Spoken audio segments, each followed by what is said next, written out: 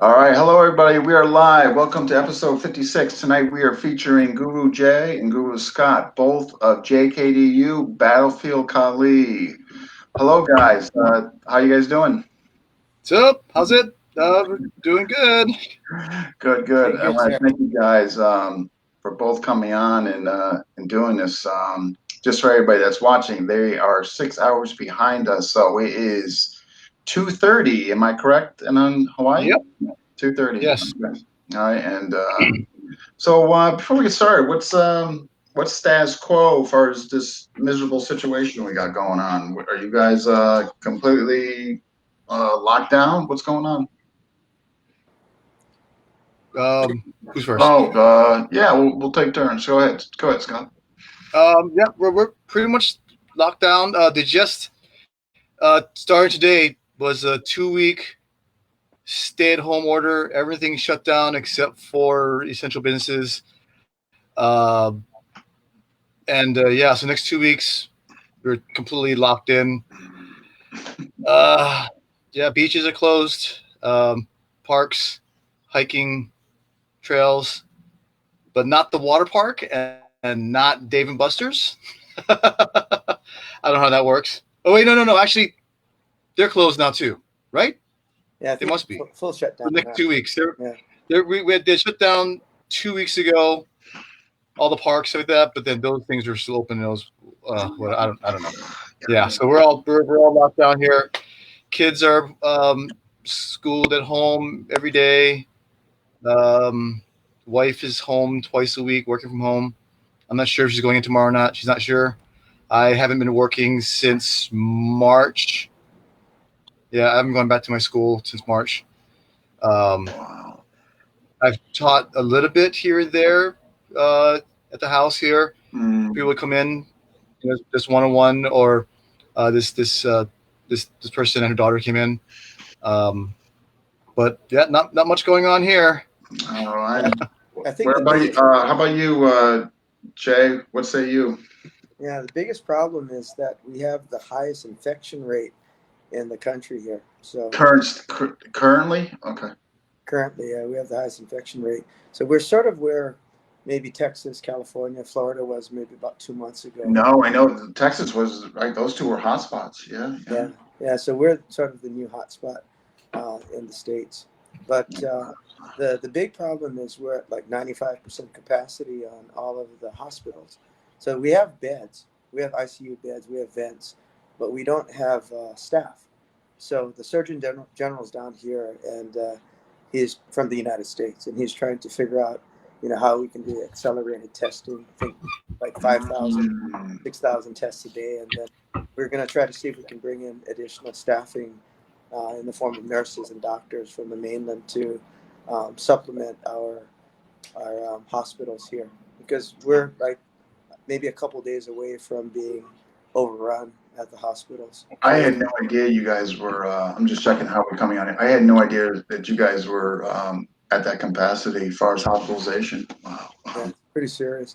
So the blessing is I got two teenage boys that I can use as ukes and Whether they spot. want to or not. Hey, I gotta try something new out. Come on. And actually, the older one's the one that's beating up on me more likely. The tides have turned. Yeah, you bet. Good.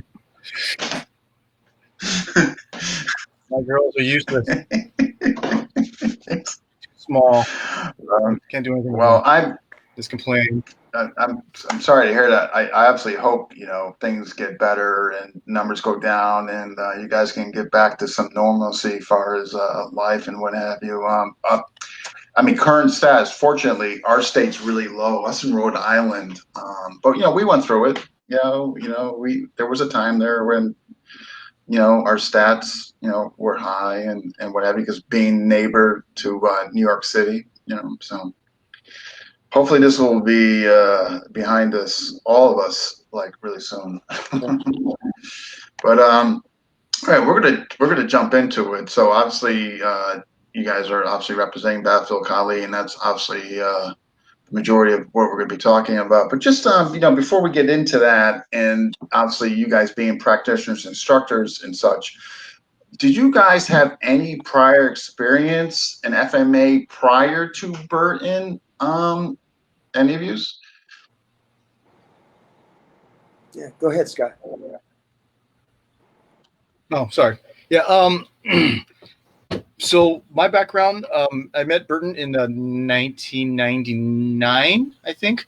Um, uh, my girlfriend, my wife now, girlfriend at the time, we were doing capoeira for a year, and the instructor kind of flaked out, and so I just started emailing JKD instructors, and Burton was the only one who responded.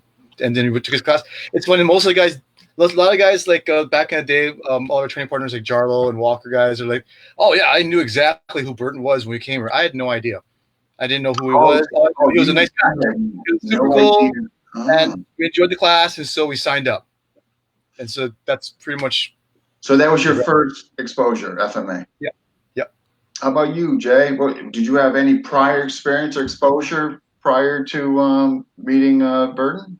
I did. Yeah, I was taking martial arts from when I was a little kid. So I mean, I'm old as dirt, right? Just turned 57. So since I was like 7 or so quite a 50 while. years. Wow. Yeah. It's a half century. Mostly Japanese art. Wow, that's old. I know, no kidding.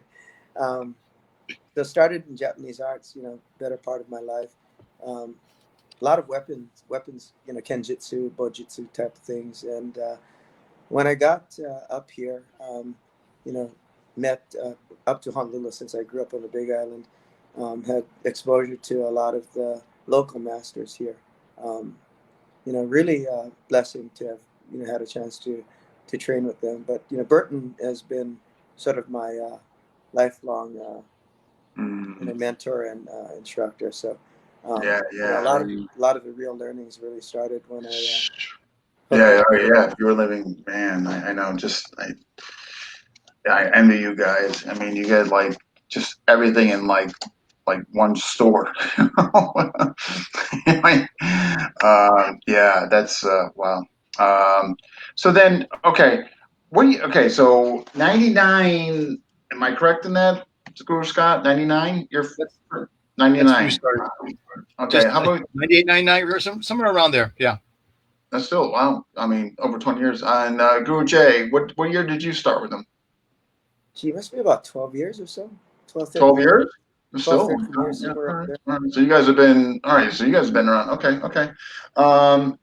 Initial thoughts of him. I mean, like Jay. I'm sorry, Guru Scott didn't hear about him and all that.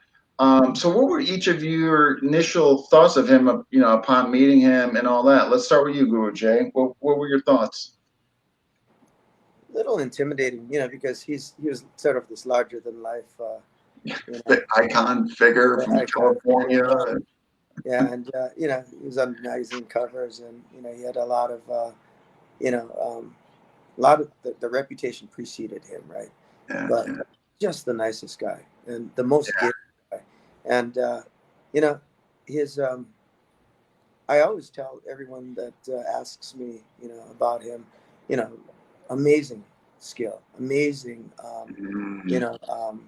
knowledge. It's amazing how he synthesizes all of this, all of his past experiences. Yeah, and sort of the organization created like a system that's sort of his own, right?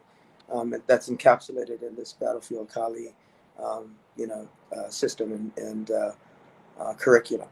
But the thing that separates him is he's the kindest guy, and he is so giving with his knowledge. Sort of interesting because he's probably forgotten more than what a lot of people know. So you just gotta jog his memory, and it's just because I mean, just everything he's been exposed to, as far as all-time greats in the academy, those were coming in and out, and his own journey. I mean, just some of the people I know. I can't even. It'd be just way too much information for me. I'm not that quick. Guru Scott, what say you as far as your initial meeting of him? I mean, like I said, I didn't know who he was. I just knew he taught JKD, and that's what I wanted to do. I wanted to make sure my wife and I go from whatever, and we're doing everything. That's kind of my goal.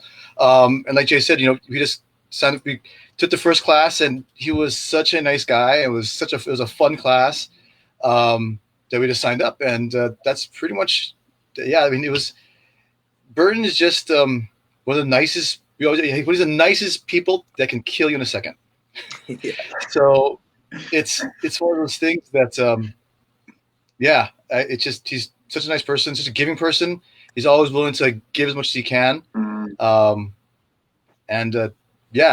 kind of No. I mean, no, it's well said. I mean, I remember my first conversation with them.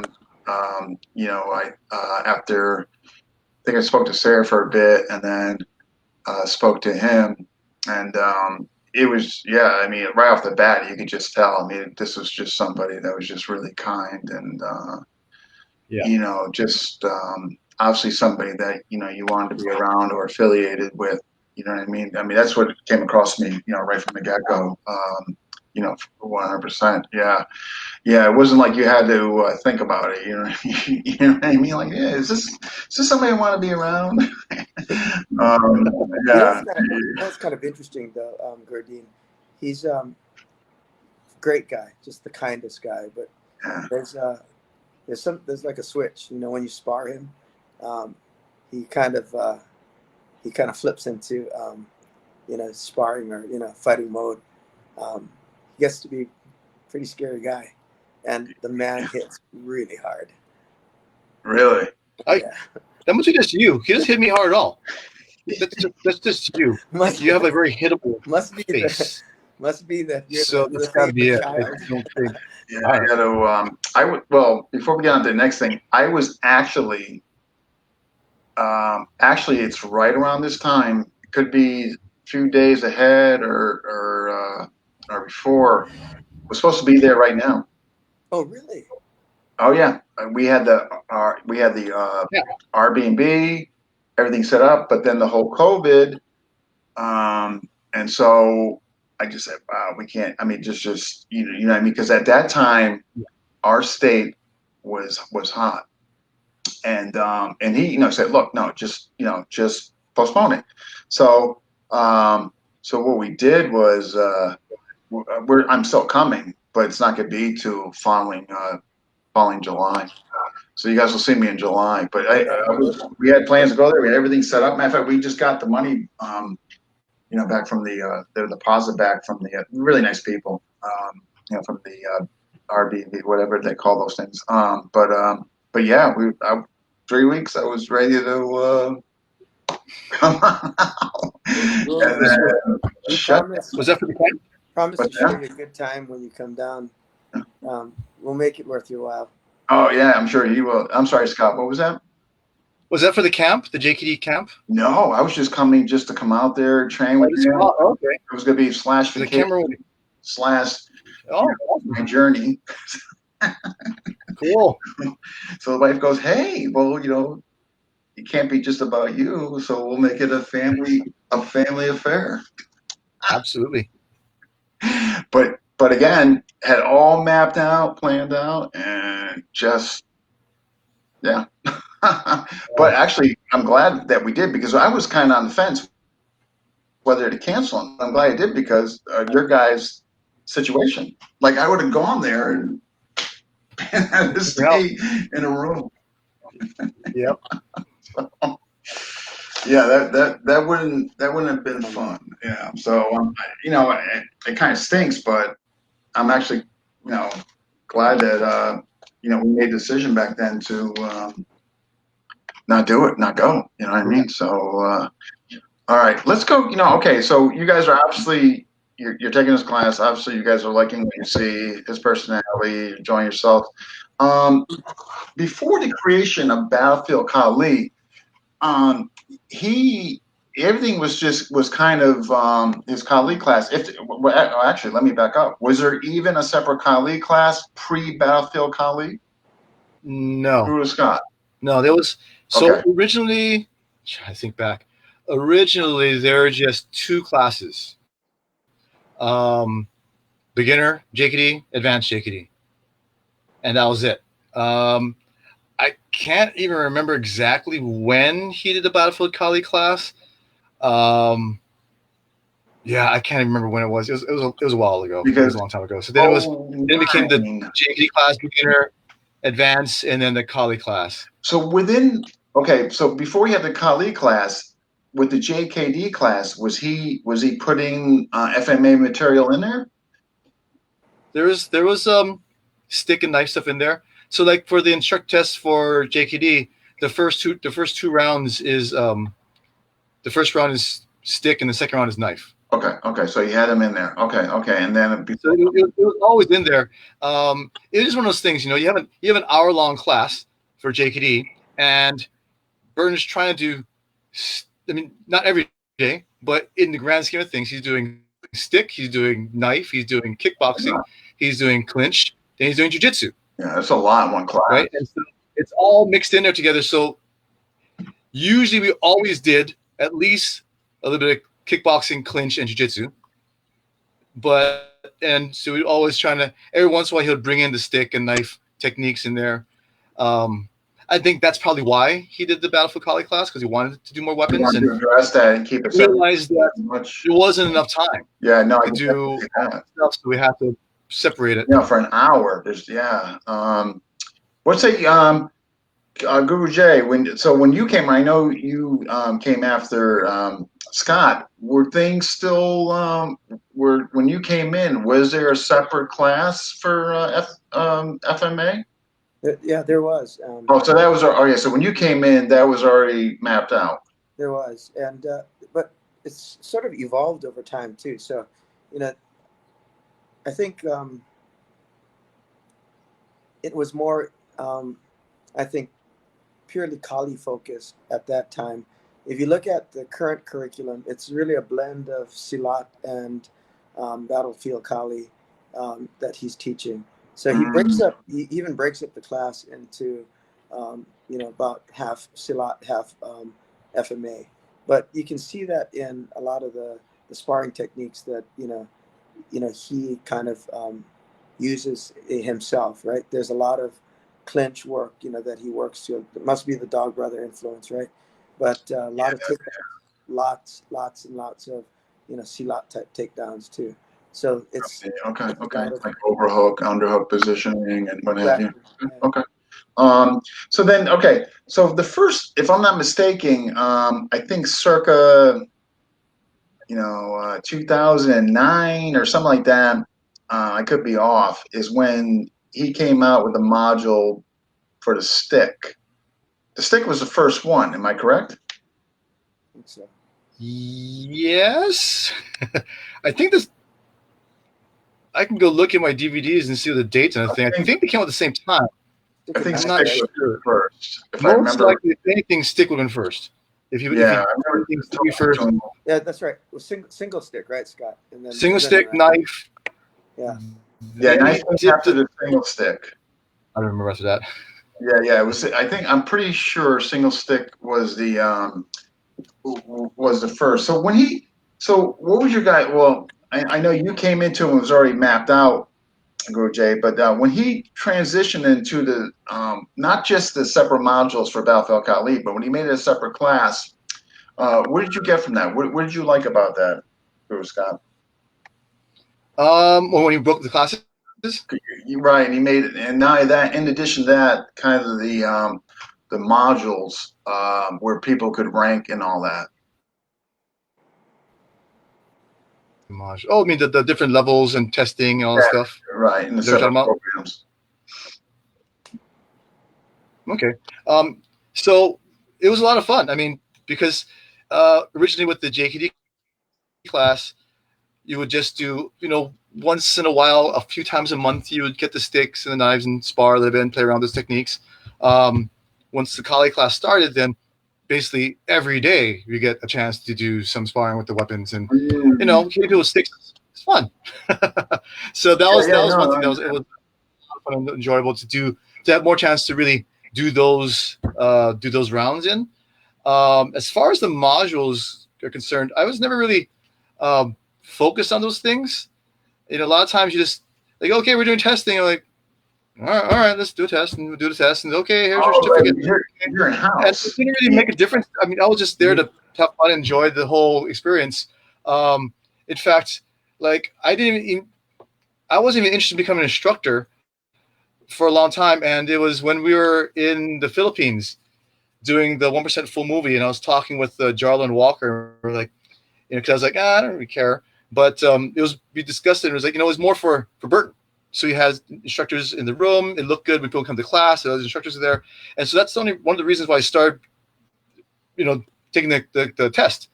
And then the other tests just kind of follow along, and all those other rankings and stuff like that. But yeah, at first I didn't really care. It was just about The training just and training and having fun and sparring and enjoying the journey. Yeah. So How about you, Guru Jay? What did you think of the separate modules and all that? Yeah, I really liked his approach. Right, he breaks things up into technical proficiency and then power generation and what he calls fighting proficiency, which is really honing your timing and your distancing. Right, but there's a practicality to the way that he teaches. Right, so everything is grounded in sparring. Everything is grounded in does the techniques work. But the thing I liked about his approach was, he really embraced, I guess, from all of those years or decades of training with Guro Inosanto, the whole JKD mentality, right? So, Yeah. I mean, he is so generous and giving, right? He's the one guy that I met that said, go out and learn from as many guys as you can. True JKD kind of, philosophy, and then retain what's yours or what works for you rather, and then maybe not discard what doesn't, but put it on the back burner because you might not necessarily be um, at a level where you understand how the technique works. You might not you know have practiced it enough, right? So I think that was one of the, to Scott's point, as you're walking through the journey of the path here, you realize that there's so many things that you might find that actually does work, but it's after 5-10 years of working the art and working the techniques that maybe it sort of just clicks, right? So Oh, and then you can see where to apply, where it could be yeah, inserted, and what have you. exactly, Yeah, yeah. yeah. Okay. Yep. No, but I can but see that. Yeah, but yeah, I think, absolutely. yeah, rounding back to your question, that that was sort of the two things that stood out with him: his willingness to have people go out and learn on their own, and then try to synthesize that into what works for you. And then the Yeah, second thing was you know everything got to be practical, so you got to be able to spar it. If it's not going to be foundational in your sparring, then you know try to de-emphasize it. yeah, yeah. I mean, that whole thing he stresses is yeah. I think it's just that whole sparring. That's what attracted me. I Yeah. was done with. I was done. Some of the previous systems, which I'm not going to say, just for politics. I was sick of drilling, man. I was just like, I wanted, not that I was a jerk or anything, but I wanted to make contact with somebody. I wanted to see what I could apply. I wanted to see where I stood. I wanted a measuring stick. And yeah, Chad Bailey. Yeah, 1,000 reps. Chad, absolutely. Um, but you want to play the game, right? what's that? You want to play the game.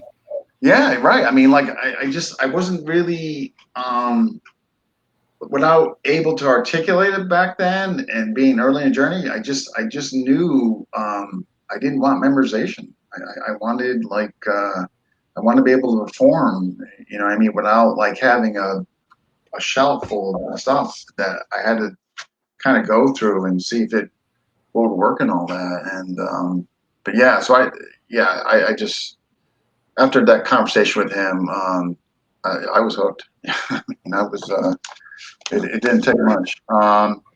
So then let's take it. Okay. So we're at the point now where you guys are you're in. You've got the class separated and all that. You're focusing on. There's just one class that's dealing with FMA and all that. Um, just you know, for the folks, like just take us through a class. I mean, warm up, what have you, like you know, Guru J. What's I somebody walks into a class, what can they expect? Yeah, I mean, he sort of lives that whole technical precision and power generation and sparring, working the distance and timing. So that's exactly what the class is. So you're going in there, you're working your techniques, you're working your footwork, you know, you're working the strategies on how you want to implement and kind of chain together the techniques. So one of the things that Burton always points out is that it might not necessarily be the first strike or even the second strike, but it could be the third, fourth strike that you end up, connecting with, right? So Mm, you work those combinations, you work the strategies more importantly, and then you work the power generation. We use the pads all the time. for the power, Uh, yeah, yeah, yeah, yeah. and then make sure that you know that's important because you got to make sure that your hand position, your angle, your body mechanics in terms of aligning, all the way down from your foot to, the stick tip is actually aligned properly, and Yeah, then you know a ton of time sparring too, right? yeah, which I was like, oh, great. And, Guru Scott, anything you'd like to add to that? So you're asking about the classes, how it's run, Yeah, like the yeah. do you want like that, like the order of how things go? Or whatever you want to add. Sure, whatever you want to add. No, no, yeah, that Jake summed it up pretty good. I mean, it's been a while since we've been in class. I We started asking know. questions. Yeah. Oh gosh, I gotta think about it. What was the class like again? Usually he would start off with warming up with double stick.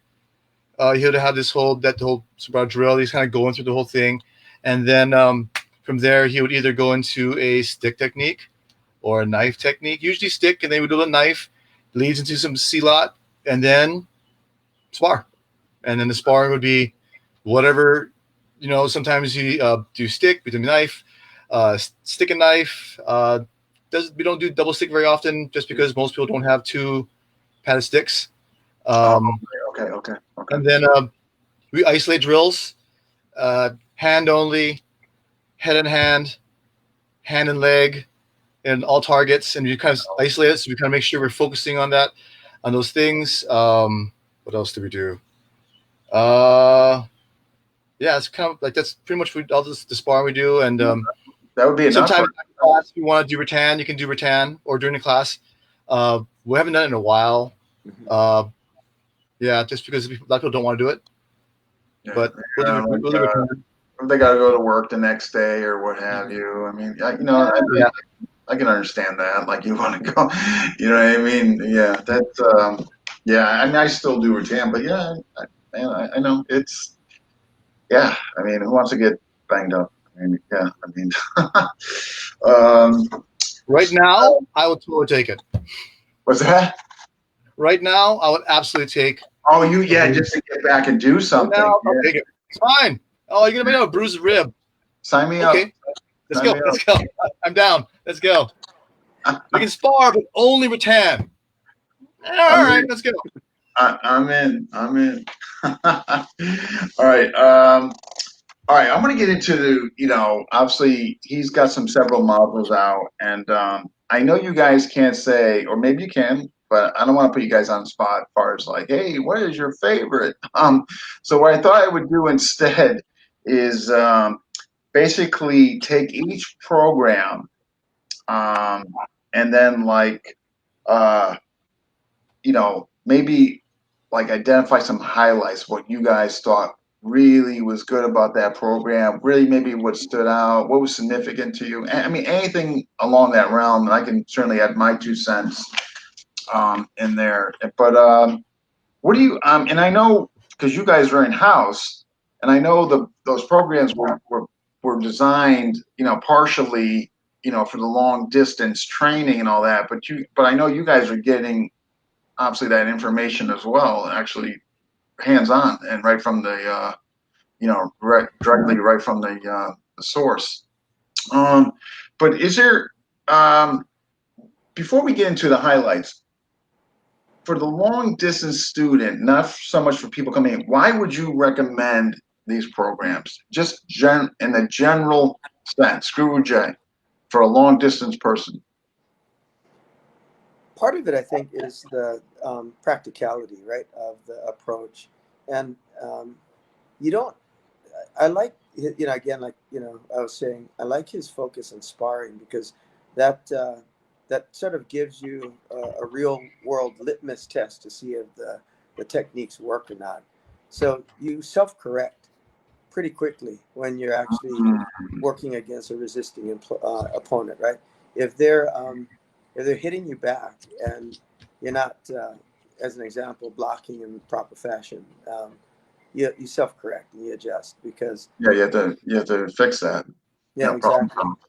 So I think there's a nice blend in his curriculum of articulating what the technical aspects of the curriculum is, and then really focusing on the practicality piece, right? Just going in and putting in your rounds and getting Yeah. hard sparring time in, And the thing too, I just want to say for viewers who are saying, well, how does he know, how, and I'm going to tell you something, he'll know if you put the rounds in or not.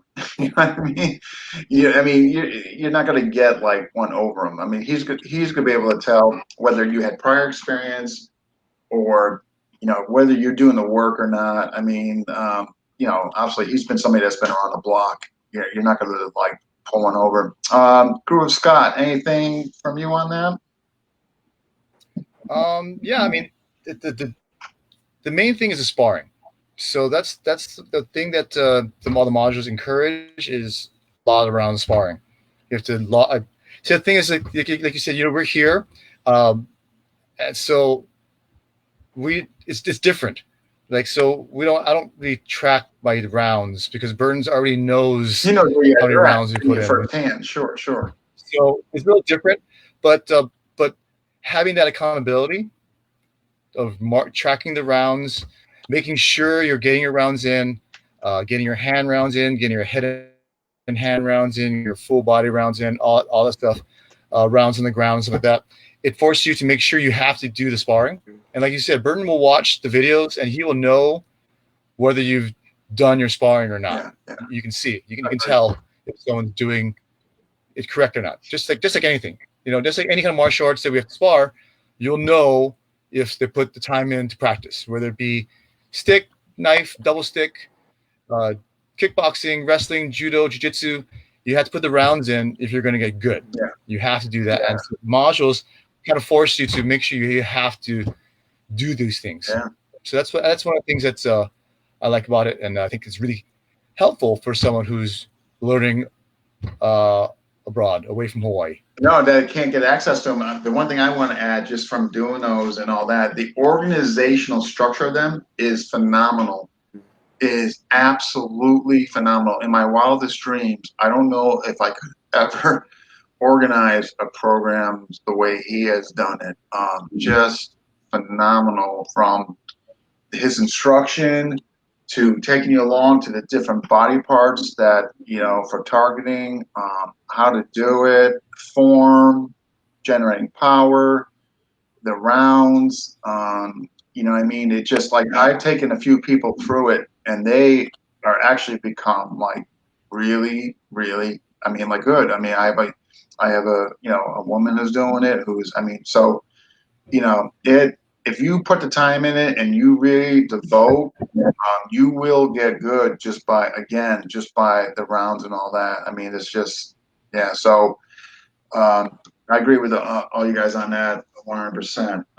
And again, and also on the fact that he will know whether you've been doing the work or not. All right, so let's. All right, we're going to get into. Okay, so what I was going to do is I'm going to identify one of the modules, and you guys can just just give me what you like and like what stood out for you when you're doing it. I can certainly, from the perspective of a student that's not Hawaii, can give my 2 cents. Guru J, stick. What stood out for you that his program?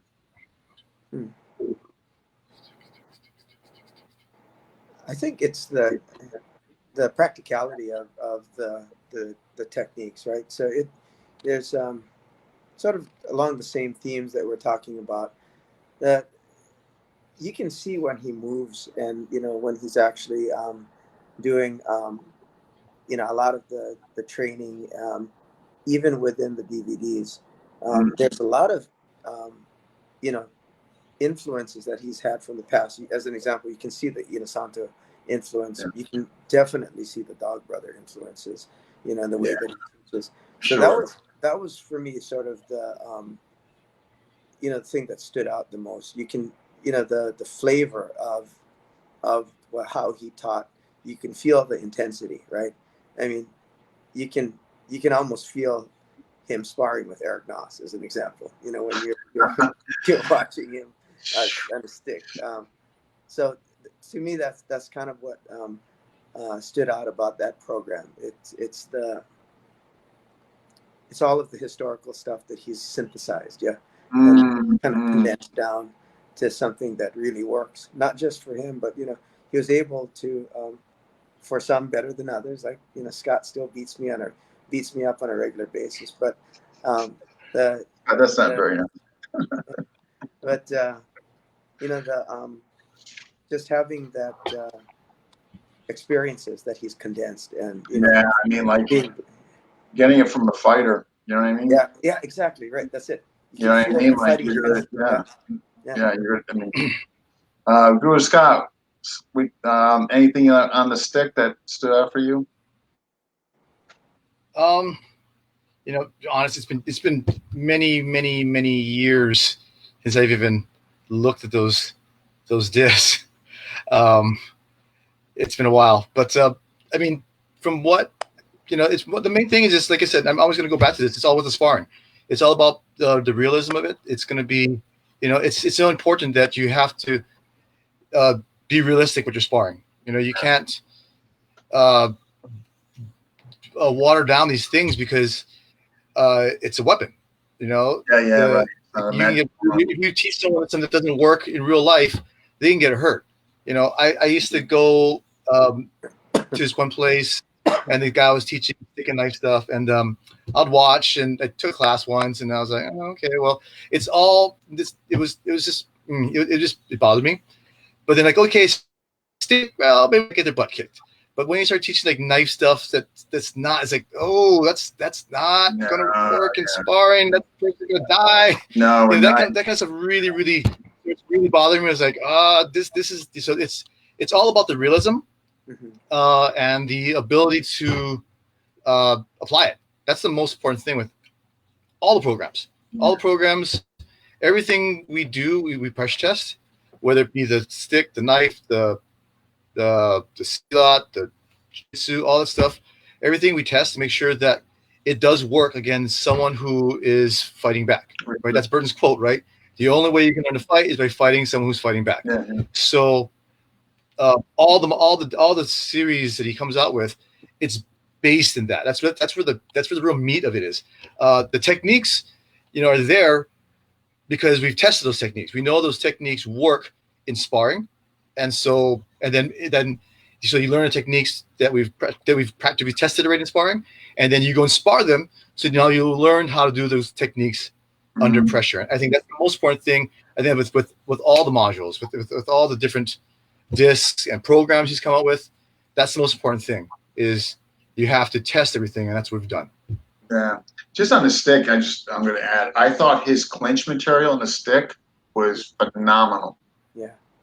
Like the 1 through 4, I thought the organization of it was incredible. But it was just from previous systems and stuff I did. I thought his clinch and ground stuff was just phenomenal. His clinch, the overhooks and all that, the cowboy takedown, just some of the stuff like that, the ground stuff, not just the fang choke, but some of the other things. If the guy's standing over you, what to do. Yeah, I thought those levels, to me, those really, really stood out to me. I just thought they were just so well done. And how we addressed those two areas, clinch and ground. I highly recommend, like, in other words, for viewers, if you're pretty good in the long range and the middle range, but maybe you haven't done a lot of clinch or a lot of ground with the stick, I highly recommend that second DVD set. I thought his approach on that and his information was stellar. Um, Knife. We'll go Knife and the Knife Defense for the Street. His latest program, Guru J, the Knife Defense for the Street. What do you think? Yeah, I like that. One of my favorite, parts of the curriculum too. The thing I like about that is the practicality of the unarmed defense against the knife. Yeah, his whole 2-on-1 strategy, and you know, you know, incorporating a lot of the CLOT, principles, right? The levers to make sure that you're using your proper body mechanics so that you can actually um, not just manage somebody bigger than yourself, but also disarm somebody that's bigger and stronger than yourself Yeah, just by using the proper mechanics and technique, right? So yeah, yeah, it's a very well thought through curriculum. yeah, yeah. Neither, yeah. Guru Scott, Night Defense for the Street. Your thoughts? Not sure we lost Scott there, Gordy. Maybe he's definitely froze. Huh. See if he comes back in. Maybe I'll. That's strange. He was just there. Um, what I'll do? I'm gonna X him out. See if he comes back in. See what's going on. But yeah, just on the night defense for the street. But I just did. I thought, yeah. I mean, dealing with an incredibly difficult situation, empty hand against knife. I thought his program, it was honest. That nothing's 100%. I mean, you take what comes out of the highest percentage. You know what I mean? You do your best and all that. I think he really identified incredibly. You're doing this with loved ones, or you can't get out. I thought his safe position, I think is incredible. What I mean? The buy time, maybe for them to get away and what have you. I thought, oh, he's back. Good. I thought that was, yeah. I thought that another one I thought he did really, really well. You know what I mean? And all that. He's having a Scott. You're in, but we're not seeing it.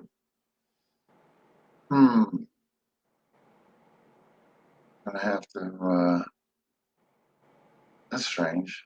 Why would he just? Why would that occur? We're gonna have to just see. Anyway, the XML. See if he can come back in. Okay. But okay, let's go. Did you do much of this? Let's get to the sword because you were in that development. What'd you like about the sword program? Yeah, I think the thing I got most out of it was the edge awareness, right? So actually makes your whole game a bunch better because there's a big focus on. Oh, there he is. Hey, You're I'm back. Okay. Yeah, big So focus Sure. on Sorry about that. making don't sure worry. that you can get a little sloppy, right, when you're using the stick, right? But with the sword, you got to make sure that you're leading with the edge and Yeah, you're blocking. zero margin of error, right? Yeah, I mean, yeah, I thought, his sword program. We'll get Scott's input. I thought the bind material was fantastic. Yeah, I exactly. thought what he did came out with that bind. The up, point down. I thought that was gold. You know what I mean? I thought that and the different energies from the bind, depending on what the person's giving you. If they go low, if they go high, whatever, if they step back, what have you. Again, I thought that was really, really well done, by him. So I Go. remember Dean when we were filming that he was whipping that machete around really fast, and we were doing that bind piece, and the two swords connected like this, and Nice. we have several clips where there's just all of these sparks going off. I know, like if you go let me, I know you're gonna get sparks. I know, and then I know it's yeah, you see the sparks going around, got goggles on or whatever. Guro Scott, before we lost you there, we were talking about the night defense for the street. What did you your comments on that? What'd you like about it? Actually, I haven't seen it. But, When you posted your certificate on Facebook, I'm like, oh, what's that program? I haven't seen it. So I don't even, from hearing what Jay was talking about, I'm guessing it's focused on empty hand versus knife. Is that yeah, the 2-on-1, etc. right? So all the empty hand stuff, right? Correct. That Yep. stuff it's so good. What I can't remember. Maybe Jay remembers. What's the number right now of confirmed instances where someone has used that and it worked? I think it's like 6, right? We just had one more in Australia or something like that. I think there was somebody in Australia. I think right? he I think it was 6 or 7 of confirmed cases where they use this technique and it saved their life. So it's awesome. I mean, it's what's so good about it is that it's so simple that it's easy to, it's not easy, but it is easy, right? Because it's simple. That's why I like it so much. It's none of this flashy. Oh, do this and that and this and that. And yeah. No, just get it. Get the weapon. No, and yeah. Get 2-on-1. Control the weapon. Oh, it's a gun. Okay, change it to grabbing the gun. All right. Well, you're still. That's also too. Is like no matter what he pulls out, if it's a knife, a gun, a taser, I don't know, whatever. It's always gonna be the same idea. You always want to control the weapon hand, get your body in between the weapon and the other hand, so they can't switch hands, and then you move on from there. But it's simple. That's why it will, because it's not because in a heightened situation, the more complicated something is, the less chance of you working because you won't be able to do it correctly. No. Even if it was able to do it, and you were able, maybe that does work, but you won't be able to do it in a heightened situation with all the adrenaline going through your body. You're not gonna do it. Yeah. Just grab. That's it. Grab it, and then and then from there you can move on to your next thing. And so that's one of the best things out there for, I feel, for dealing with a knife or someone drawing or anything. Just a weapon. Just gain control of the weapon, and that 2-on-1 is fantastic. Whenever I teach a knife seminar, I start with that, because a lot of times I don't have an hour or less sometimes because it's a part of whatever I'm teaching. I always just do that. I focus on the 2-on-1.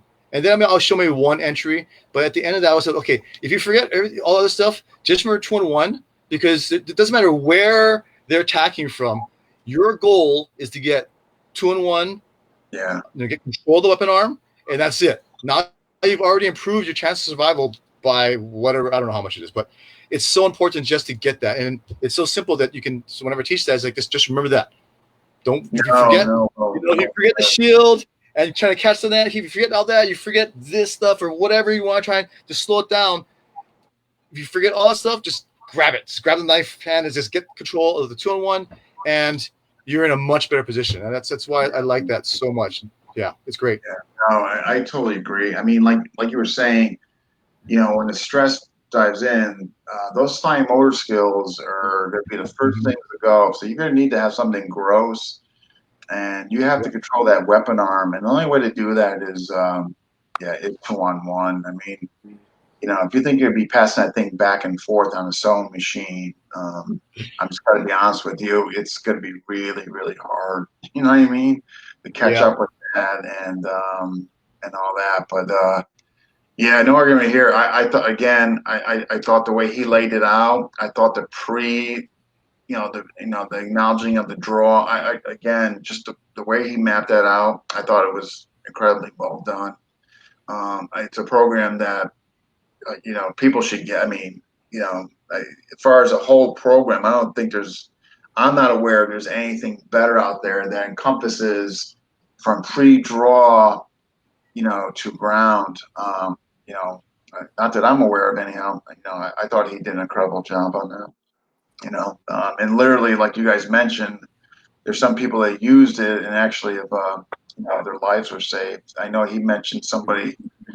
He was telling me personally, somebody in Australia, a student that he knew out there used it, and so yeah, I can't argue. Great stuff, great stuff. CELA, it's not FMA, but let's cover it. Guru J, to CELA stuff. What do you think? Fantastic. It's a great program. It shines when you are in the clinch range. Guro Burton's going to tell you that himself, it's maybe not as effective if you're outside of clinch range, but when you get in clinch range, all of the sweeps, all of the, the throat grabs, head tilts, all of the, the striking techniques works really well, very effective. In the clinch. Hey, Gurdeen, I'm having the same issue that we had with the glitch. Can't hear Scott, so if you don't mind, I'm going to drop and come back in, sir. You can. Okay, sure. Go ahead. No worries. Guru Scott, CELOT, your thoughts. All right. Jay's not here. Let's think about Okay. Jay. So, I'm kidding. God Almighty! Hey, hopefully he doesn't come back on. Hey, why is Jay's window bigger than mine? I have a real problem with that. His little window, his little slot here on the screen is bigger than mine. I got a real issue with that. All right, so we're gonna fix this. We're going to take that up with Be Live. Guru Scott feels discriminated against.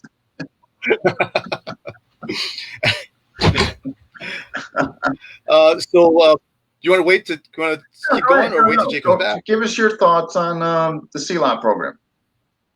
CELOT, that was a lot of fun. When we started doing that program, when we filmed it, and before filming it, trying to just kidding, Jay. Yeah, I'm just joking. But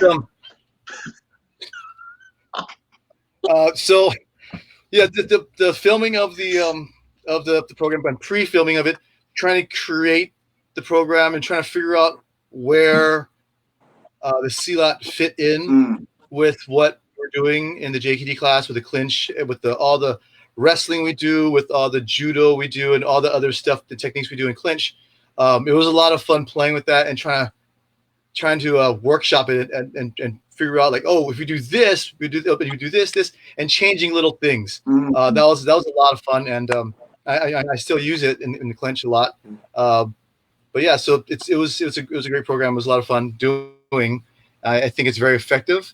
I think Burton used that head tilt, and I'm going to get it right. I always get the mixed up because the vocabulary is never my thing. But it's a Tark or Putter Kapala. Putter Kapala is tilted head. Tark Kapala is fist. Head tilt. I can't remember.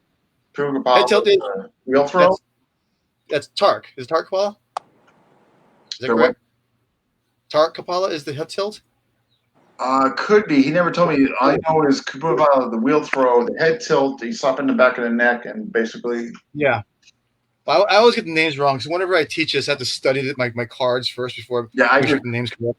Yeah. Oh, I'm horrible at that. But the head tilt, that's the one he used to use in Dog Brothers, right?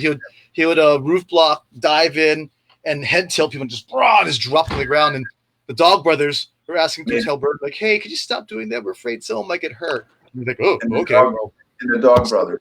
Yeah, the Dog Brothers like, yeah, someone might get hurt doing this. So and kneecaps split open. And, exactly. Hey, don't do that. Exactly. But a lot of, when I was doing, I was taking Muay Thai with my wife several years ago, and one of the only, because all the Muay Thai throws I do, it was so different for me, and I could do it, but then we start sparring, and the only one I would always do is the Kinjit. So I'd overhand and fake an overhand and step in behind him and use my elbow and just dump them this way over my leg. Yeah. I think that's right, Kenjin. Gosh, I could be everybody like, you're saying it wrong.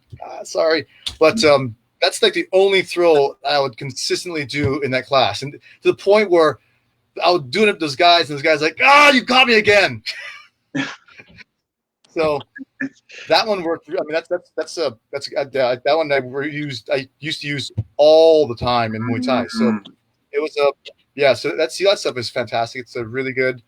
I know Shelton used to call it dirty judo. Mm. Ah, So nicest. Yeah. I could see that. Yeah. No, it's funny. I had reservation. I got to be honest, and I talked to Burton about it. I had reservations about doing it, so I talked to him, and my reservations were nothing against it. Like I thought the jurors.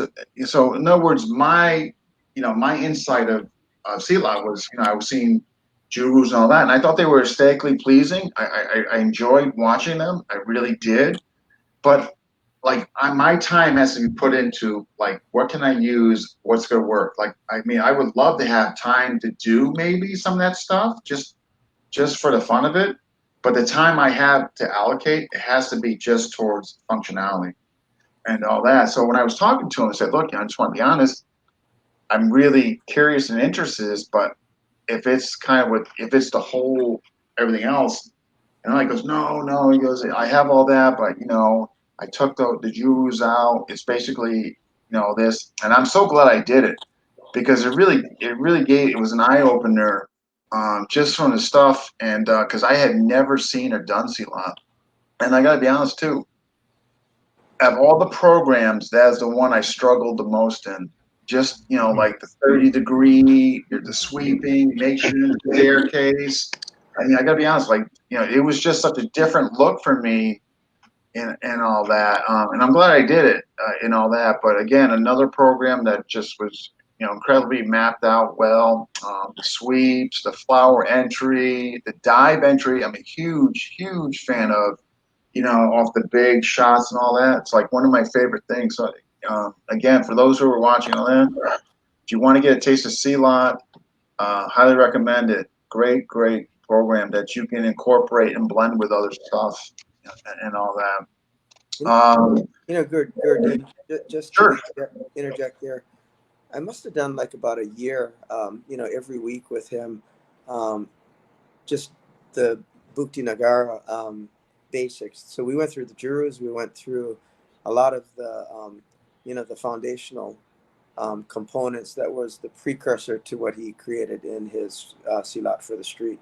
But I really enjoyed that, sir. It was really worth the time because it taught really the balance, how to execute the sapus, how to The little R's and the what have stance, you. yeah, in a proper fashion. But the thing that I appreciated most about it was it helped to enhance balance and then get the lower body and the upper body sort of moving, in from Working a in timing harmony. Yeah. standpoint, yeah, Yeah. correctly. Yeah. One day I think when I slow down and I'm realizing, hey, I need to maybe do some less taxing stuff on the body. That's something I would like to definitely, see more of and do more of for sure. Because I mean, I definitely, I've always been intrigued by it. You know what I mean? Like, I think the movements are beautiful. I mean, I love, from the little, seeing on different systems on YouTube and what have you. Yeah, there's a lot of fighting aspects sort of embedded in the jurus and the art itself. Yeah, So no, yeah, definitely. definitely worth looking into. I'm going to get a second one because I definitely I like to see his approach on Karambit and so wrong. Mm.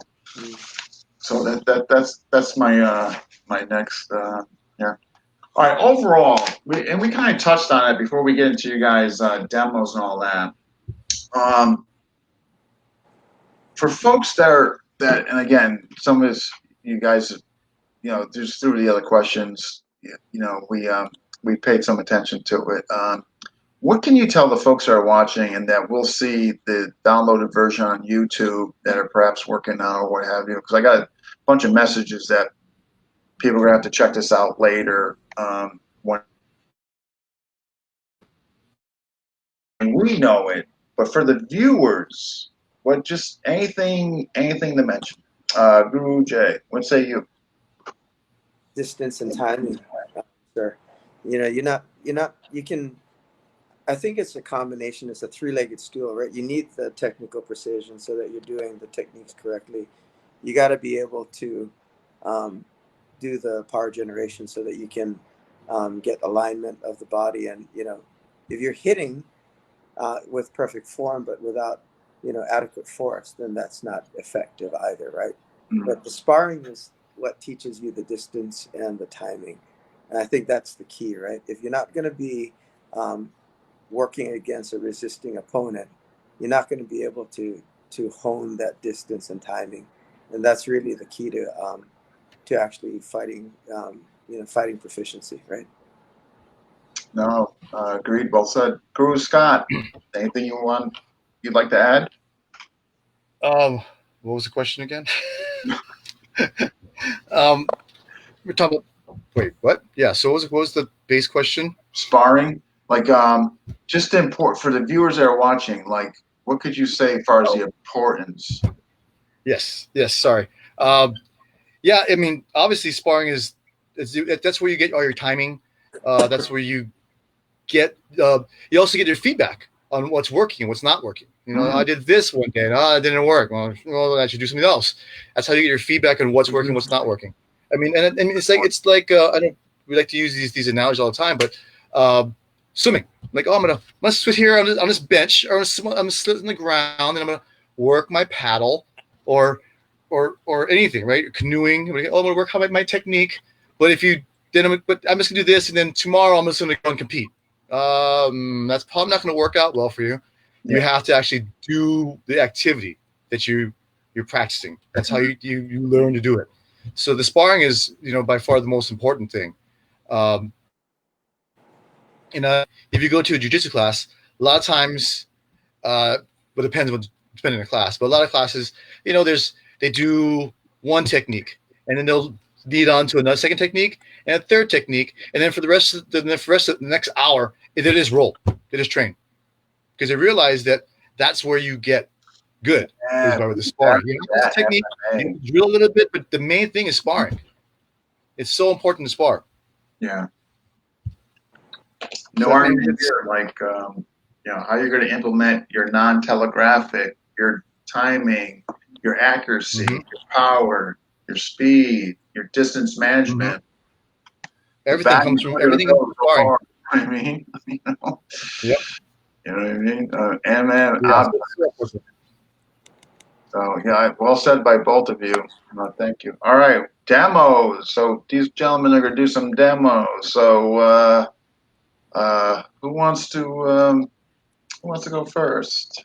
Let's let the youngster go first. Guru. Touche. Well, Guru Scott, right. I guess okay. You're up. Okay, so let me move from the office to the mat space. Yes, nice home studio. I'm just going to take a chance. Making sure that the shelf is not in the way. All right, I think if I stand here, my stuff. You're fine. I'm going to minimize us, so you have the whole. You're going to have the whole floor. Okay. So I'm going to hide. No, I'm just going to make sure I'm in frame. Oh wait, you can't see on the ground. But if you want me to do a ground thing, right? So we're doing the ground thing. Make sure. Sure. Okay. Can you see me here? Yes. Can you see the bag? There's a glare.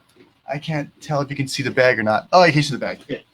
All right. So the idea is knife on the ground. All right. Should I lower it? Can you? I don't know if I'm gonna lower just a little bit here so you can see more of the ground.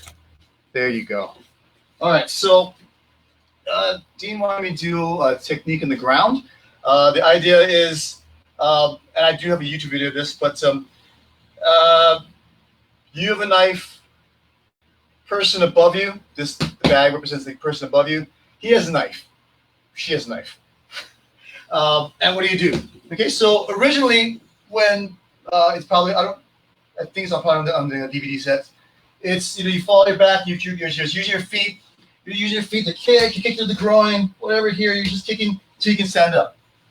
But then what I started doing several years ago is I'm using a little bit of a silat footwork, where's that cross angle here, and jiu-jitsu. So the idea is if I'm on my back here and the person's trying to attack me, hopefully I have shoes on, but here in Hawaii we wear slippers, not flip-flops, slippers. And you're going to get cut really bad here, right? The person has they're cutting at your legs. So what I want to do is try to make myself a little more offensive, so I'm not going to get as cut. So I'm going to roll to my side, get to my elbow, and I get to this sort of silat position here. Okay, so bring my legs back here. This way I can use my knife to attack. So from here, I'm going to use this. Actually, I'm going to use my knife to start off that attack here. All right, so here, and if you can see here, I have my pinky toes here and my big toe on the ground here, and I'm pushing. I'm pushing back to my elbows, so I have mobility in both directions. Okay, so here. So as soon as I get done up, I'm taking my first swipe. From here, I can cut the legs, I can cut the hands. My whole goal, and so I'm not going to hang out here. My goal is not to, I'm just going to stay here and I can attack him. My goal is to stand up. I don't want to be on the ground in a knife fight. That's bad, right? So as soon as I'm here, I'm trying to cut. The person takes a step back. If you do any kind of jiu-jitsu, this should look very, very familiar, because this is our technical stand-up. In jiu-jitsu, right, from here,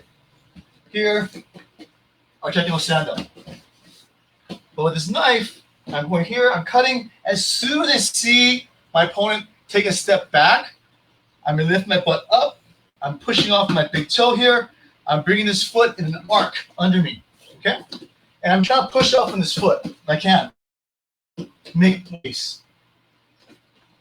All right, so what's nice about this position too is that I'm actually more effective at cutting the standing opponent than the standing opponent has on me. All right, so I'll show you an example of this.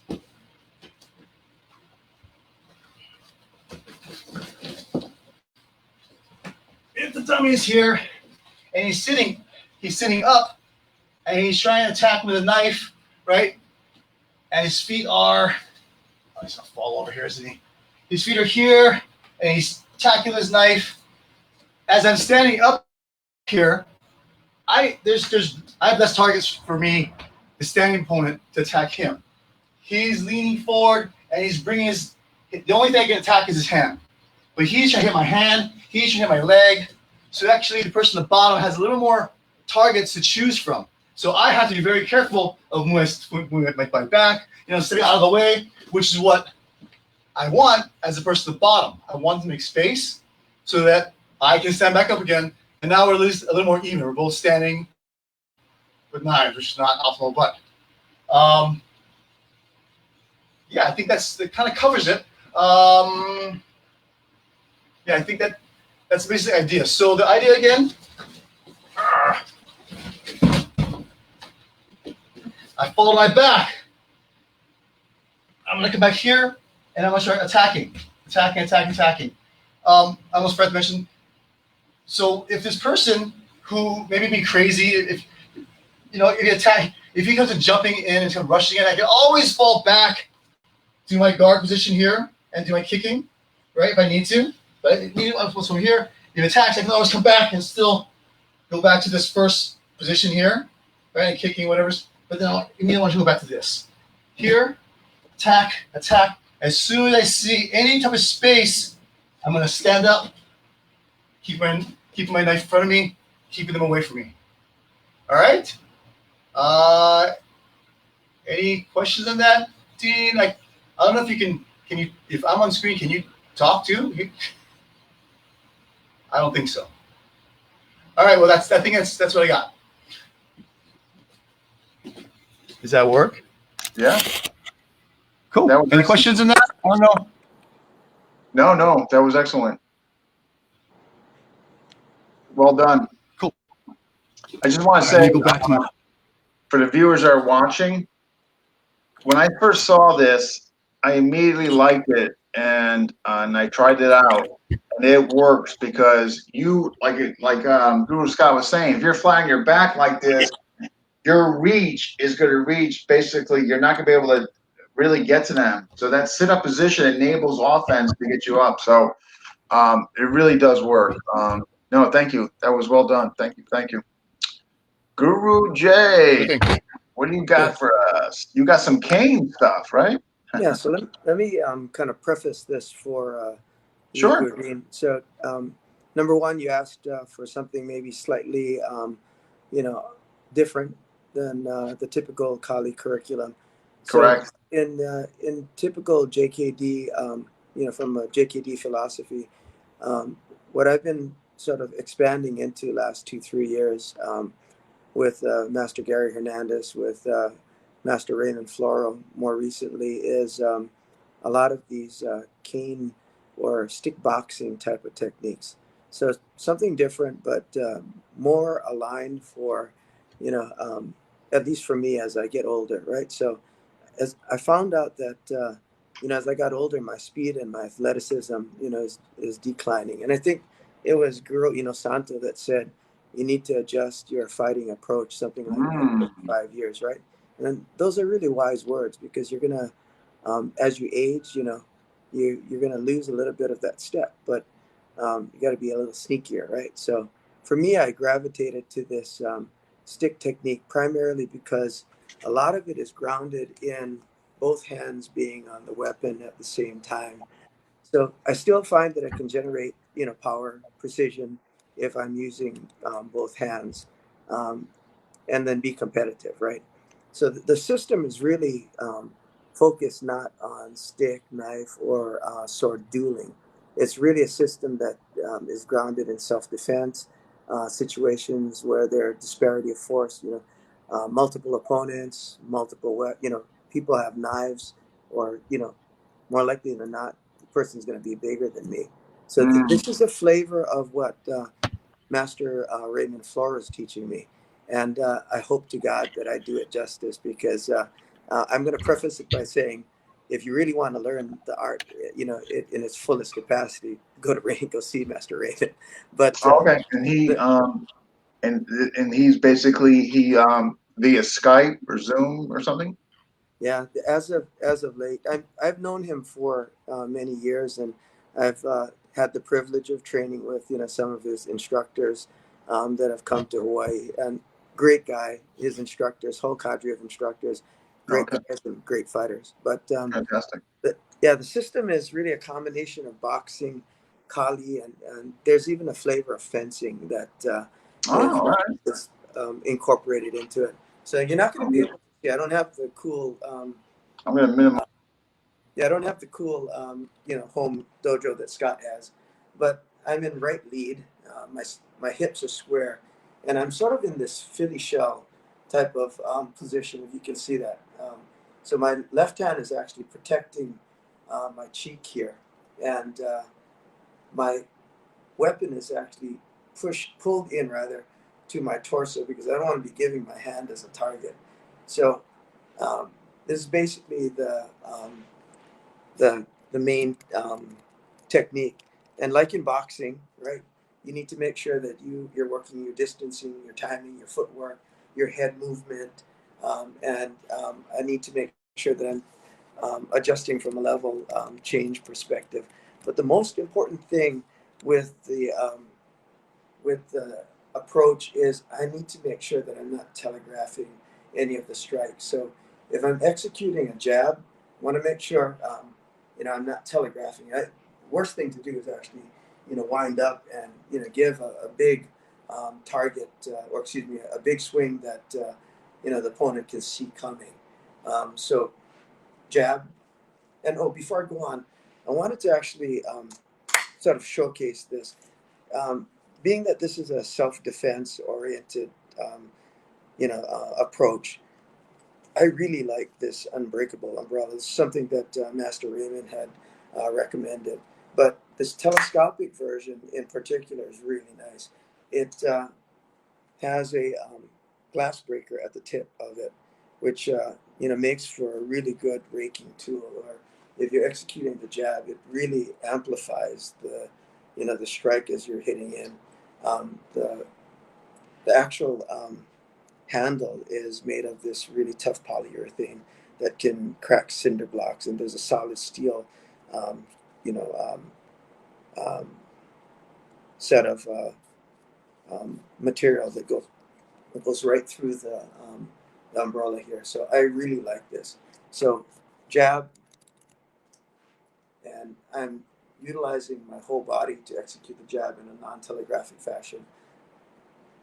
Hook, I'm pivoting with my hip and my foot. Reverse hook, which is really specific to this system here. Uppercut, um, cross.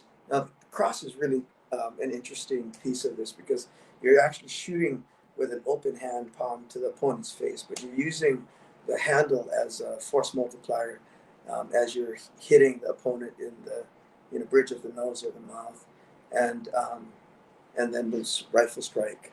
Um, so those are the major components of it. But the reason I like this two-handed type of tool here too is because you can move from ranges, effectively. So you can move from this middle boxing range to long range by changing it to this Das Manos type of grip. So now I can actually execute a little bit further, types of strikes, as compared to where I'm at with the opponent. Now, the nice thing about this, or I'll show you one of the techniques that Guro Burton had taught me early on, is this progressive, this move where I'm actually going from the outside to the inside of the opponent's hand or weapon. So I'm going to be leading with my three bottom knuckles, and I'm going to, upon extension or almost full extension, turn the tip from 1 o'clock to 11 o'clock to execute the strike to the inside of the opponent's hand. Um, the nice thing about this too is a weapon like this is really conducive to all ranges. So like I said, long range, middle boxing range, but even if I'm shooting in on a overhook, I can use this um, glass breaker to position against the opponent's jaw here. And Mike Janich calls this the Linda Blair, but you're actually creating pressure to turn the head just enough so I can exit out. And as I'm exiting, I'm striking. So again, good for technical precision, good for power generation because you can hit the pads really nicely with this. The other thing that I would highly recommend getting is Shihan Dana Abbott made this for me. It's the same length as this umbrella, but you can use this tool in full sparring and be able to execute all of the techniques, and you can work on your distance and timing just like we are talking about earlier in the conversation. So highly recommend the techniques that are tied to this because it allows for sort of compensating, like I was saying with the aging and the, kind of losing a step, but you can still achieve a lot of that proficiency by, adopting, different kinds of Man, approaches. I love it. Where do you get it from? The umbrella, Yeah. it's a company called NTOI. I'm They're sorry. I'm going to write this down. I'm sorry. What was it again? NTOI, N9. NTOI? Yeah, NTOI, Unbreakable Umbrella. But Unbreakable Umbrella. it's so innocuous. Nobody pays you a second look if you're carrying this. But Yeah, absolutely right. I mean, it's pretty. yeah, it's such a potent tool. No, I definitely want to check that out. It looks really sturdy. Yeah. Yeah. No, I It's a, mean, I can definitely see that thing uh, doing some damage. Both of your guys' demos were excellent.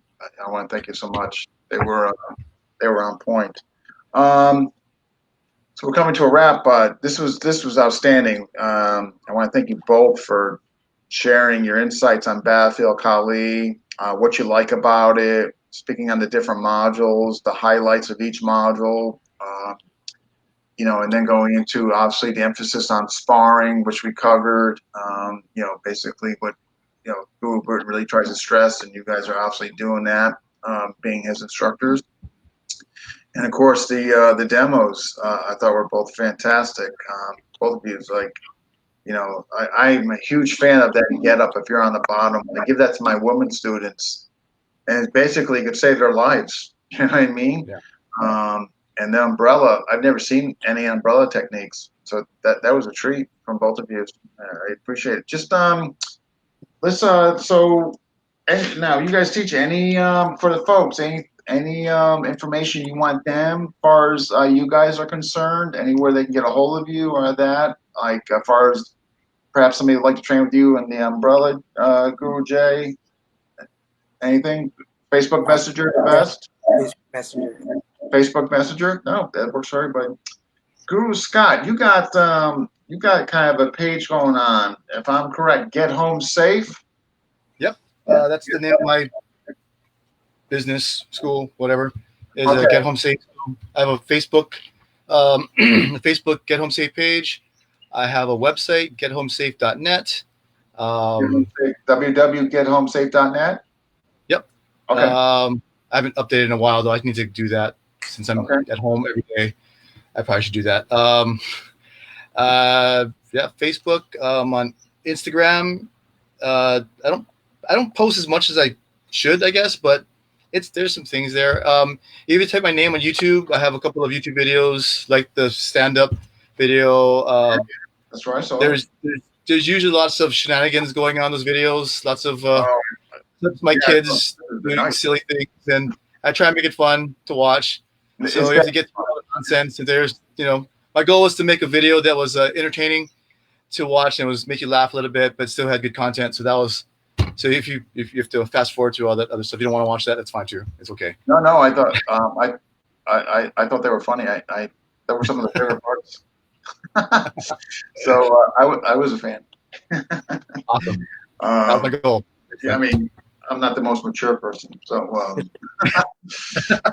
me neither. I mean, 55 going. My wife says I haven't broke 20 yet, but I'm working on it.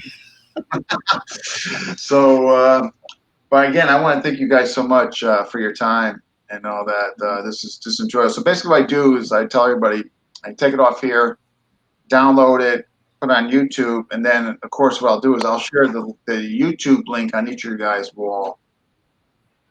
Awesome. Okay. Any closing thoughts for the folks? What is that? You broke up a little bit? Any closing thoughts for the folks? Oh, train, spar, if you can. Sure.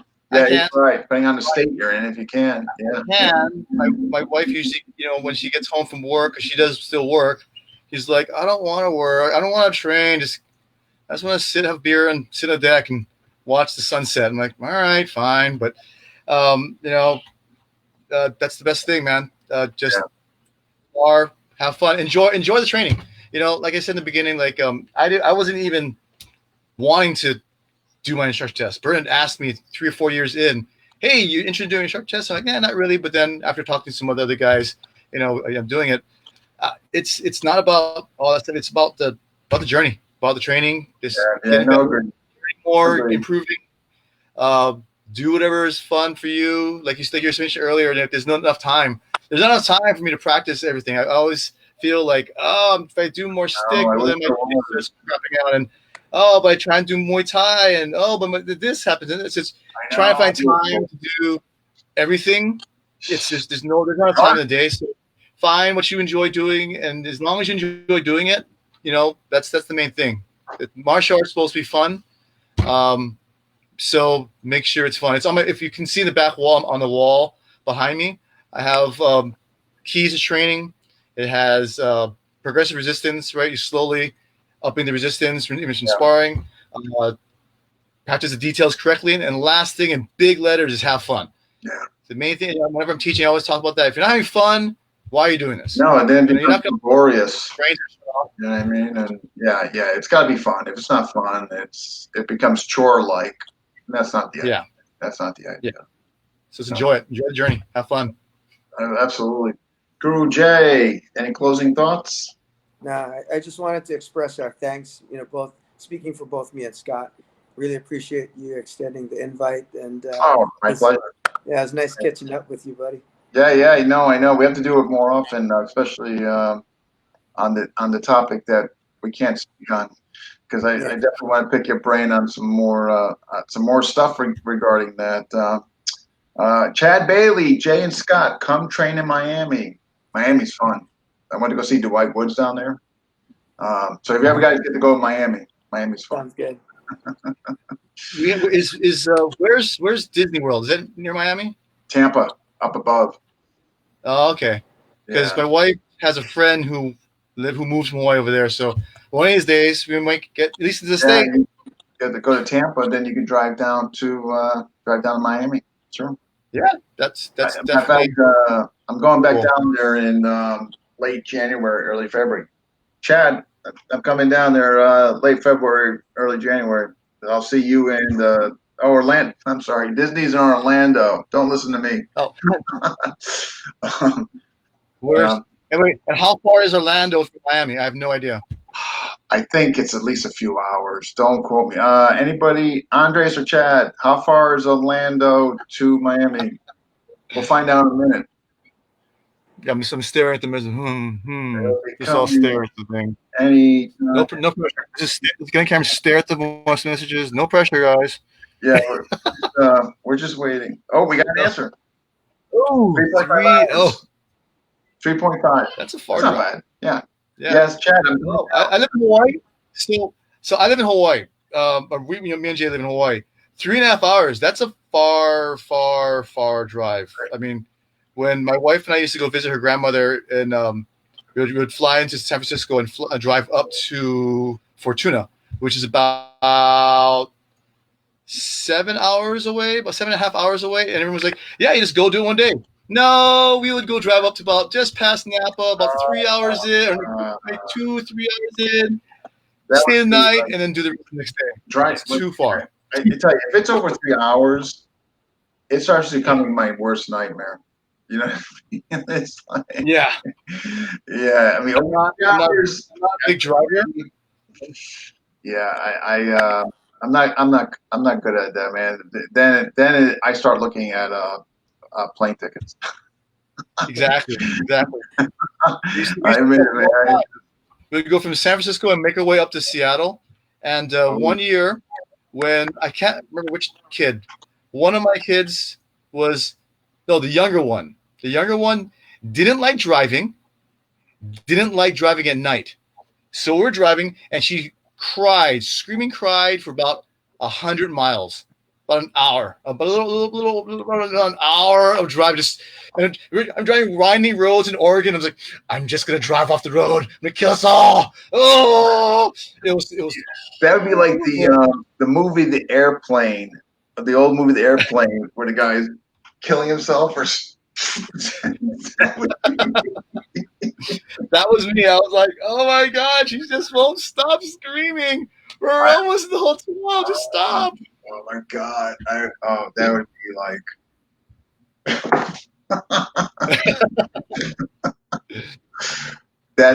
That would be a tough situation. Yeah. It was brutal. They're better now. They're much better now. Yeah. Wow. That's why we've taken them trips. Matter of fact, last year we went to Miami and we took them. But there's no way I'm putting two little people in a car for over a few hours. No.